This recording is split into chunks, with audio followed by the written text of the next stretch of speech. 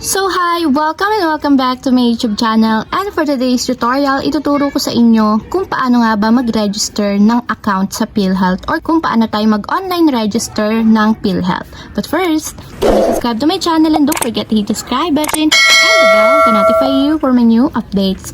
And if you want to learn more, just keep on watching and let's start. So ayan, for today's video, gagamit tayo ng any browser sa ating mobile device. So ang gagamitin ko lang is Google Chrome. So ayan, i-open ko ng aking Google Chrome. And then pagka-open ng Google Chrome, pumunta lang tayo sa search bar. Then ang isa-search natin dito is PhilHealth Online Registration. So ayan.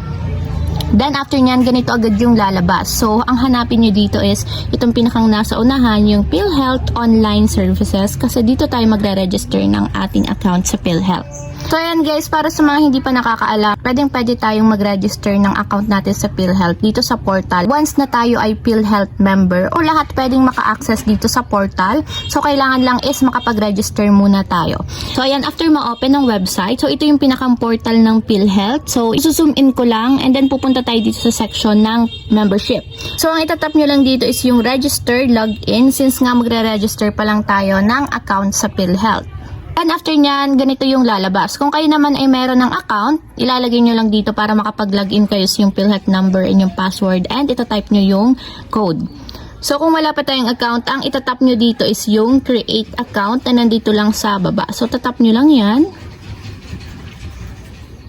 And then after nyan, dito na tayo magpipill up ng basic information about sa ating PhilHealth. So lalagay nyo lang dito is unang-una yung PhilHealth Identification Number or yung PhilHealth number ninyo na makikita nyo sa MDR form or sa PhilHealth ID. So yan yung 12-digit number na makikita sa ating PhilHealth. So ilalagay ko lang yung 12-digit code.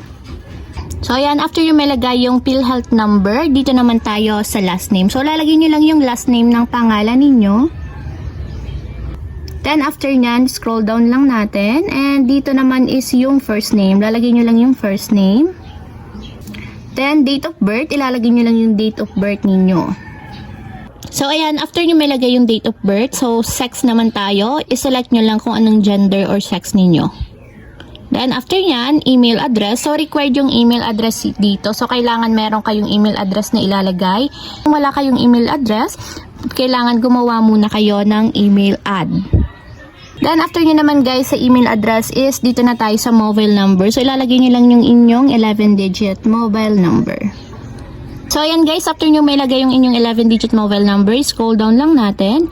And then dito magki-create na tayo ng password or prepared password. So nakalagay dito is mas okay daw kung minimum of 8 characters, maximum of 32 characters, must contain at least 1 digit 0 to 9, must contain at least 1 uppercase letter, must contain at least 1 lowercase letter, must contain at least 1 special characters.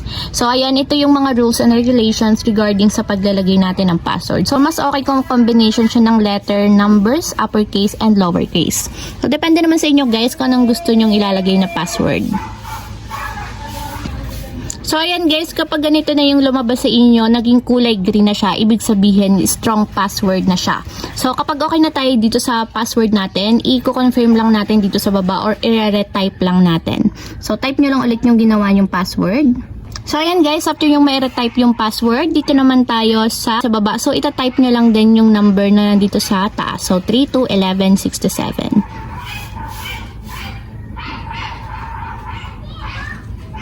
Then after yung may lagay yung CAPTCHA, so tatap na natin dito is yung create account. So tap nyo lang.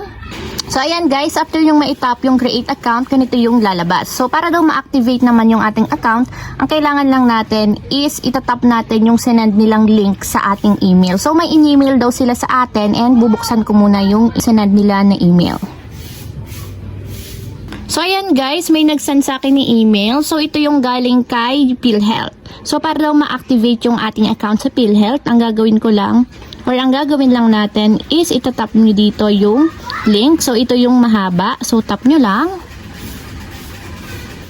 And ayan guys, kung makikita nyo, nakalagay na is account successfully activated. So kapag ganyan na yung lumabas, ibig sabihin, pwede na tayo mag-login sa PhilHealth portal gamit yung inilagay nating password at yung PhilHealth number natin.